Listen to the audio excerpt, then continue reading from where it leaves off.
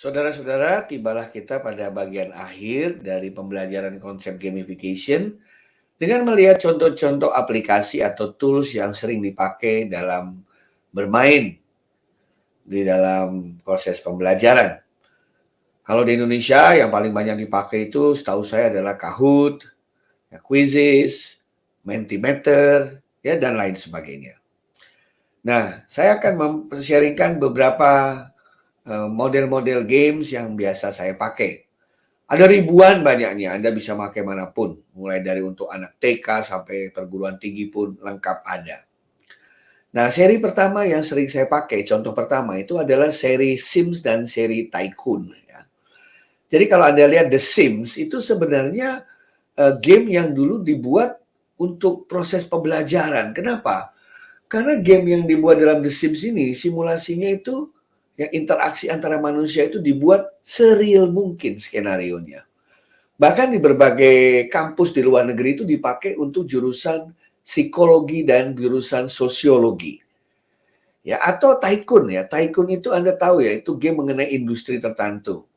Ada yang namanya Zoo Tycoon, ya bagaimana Anda bisa sukses di dalam mengelola kebun binatang. Ada Railway Tycoon, mengelola kereta api. Airline Tycoon, mengelola industri pesawat terbang. Restoran Tycoon, mengelola restoran. Nah, di dalam situ kita belajar banyak. Kita belajar matematika, kita belajar proses bisnis, kita belajar sosiologi, kita belajar psikologi orang, kita belajar caranya memarketingkan produk, kita belajar mengenai manajemen pengelolaan keuangan. Ya, banyak sekali kita pelajari dari seri The Sims dan seri The Tycoon. Ya. Contoh kedua, kalau Anda buka proprofs.com. Ya, proprofs.com ini banyak saya pakai dan membuat anak-anak dan guru-guru itu senang, terutama untuk TK, SD, SMP, SMA. Karena di dalamnya ini ada mainan-mainan waktu saya masih kecil. Ya, di situ ada teka-teki silang, di situ ada puzzle, di situ ada mencari kata gitu ya. Ada ratusan permainan waktu kita kecil dulu. Nah, hanya saja hebatnya kita yang bisa membuat soalnya. Jadi saya pernah membuat teka-teki silang hanya khusus untuk topik bahasan biologi tertentu. Wah, itu anak-anak senang mengisinya. Banyak anak-anak sekarang yang nggak tahu teka-teki silang itu apa ya. Ujiannya pakai teka-teki silang, mereka happy di situ. Atau gambar peta buta, saya menggunakan puzzle, jigsaw untuk menyambung-nyambung itu semua. Jadi di ProProfs itu banyak sekali yang bisa Anda pelajari, Anda pakai untuk mata pembelajaran macam-macam, mulai dari bahasa Indonesia, bahasa Inggris, ya biologi, fisika, karena kontennya Anda yang membuat. Mereka menyediakan platformnya atau toolsnya, ya. Kemudian yang ketiga ada juga namanya point to gram. Point to gram ini adalah bagaimana mempelajari sesuatu dengan menggunakan diagram, ya, menggunakan animasi simulasi yang menarik, ya. Nah, untuk mereka yang berada di kampus atau SMA ke atas, saya sarankan menggunakan academy.alimentarium.org. Dan di sini juga sangat menarik game-gamenya yang mengasah otak gitu ya, tapi sambil kita belajar ilmu tertentu. Sekali lagi konten dari kita, mereka menyediakan platformnya. Khusus untuk anak-anak TK SD. Anak TK SD itu mereka belajar dengan cara bermain. Jadi banyak orang salah, katanya kalau main tuh nggak belajar. No way.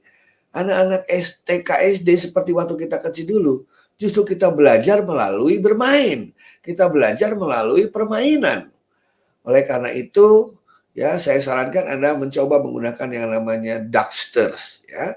Ducksters atau Anda bisa pakai Adaptive Mind. Adaptive Mind khusus untuk meningkatkan literasi, baca tulis dan matematika.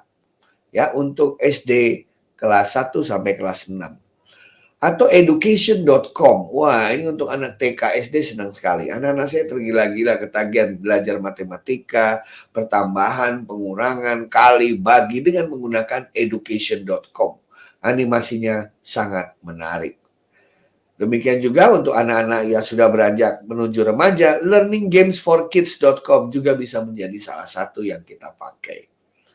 Bapak Ibu sekalian, teman-teman tercinta, ada ratusan bahkan ribuan permainan di sana.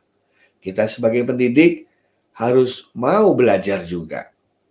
Bukankah kita yang mengatakan bahwa Pembelajaran itu adalah proses seumur hidup, belajar sepanjang hayat. Oleh karena itulah, maka kita perlu untuk bisa juga belajar sebagai pendidik, melihat aplikasi apa saja yang tersedia di dunia maya yang bisa membantu kita. Ingat, kuisis, Kahoot pada awalnya mereka tertarik. Tapi kalau lama-lama diulang pakai itu terus, lama-lama mereka menjadi bosan dan bukannya termotivasi, tetapi menjadi demotivasi. Jadi, saudara-saudara, fun is just another word for learning.